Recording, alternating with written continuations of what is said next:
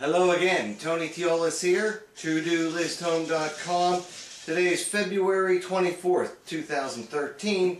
I'm getting ready to go out into the bees apiary, and what I want to do is also toss on just a little bit of a pollen patty right now. Not a big pollen patty. So right now all I did was mix a little bit of 2-to-1 sugar mix here. So this is 2 parts sugar, 1 part water.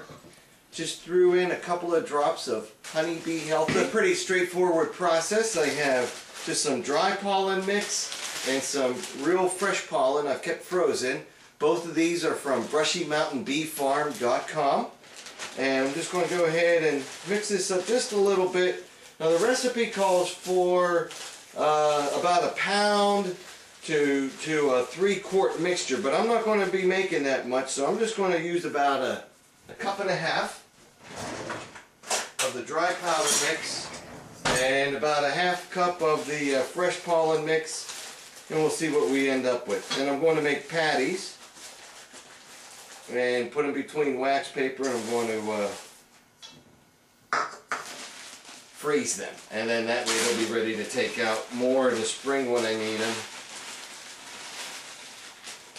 Now I was just outside watching the bees in Hive Colony B, and they're bringing in a little bit of pollen. There's not much out there, but the weather's starting to break right now, and I just want to make sure they have a good chance of getting through the rest of this winter here and are ready for the spring, and more importantly that they're going to be healthy, and there'll be a lot of worker bees ready to help out bring it in when the honey flow really starts.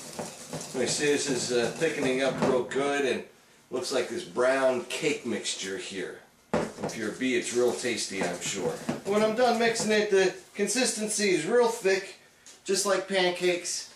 And the careful thing is, when I put this on a hive in February, I want to be careful because we could have a nasty cold spell in March, and if the bees end up producing too many of them, their offspring, and they're not prepared to feed them all, then that could be a problem too. So I'm going to be very careful how I put this on. I just want to give a little bit right now. Also, small hive beetles really like this stuff too, and the less I use, the more I keep them at bay. So this is pretty easy to go ahead and administer to the hives if they're prepared like this. Just put a spoon on there, another piece of wax paper on top, pat it down a little bit,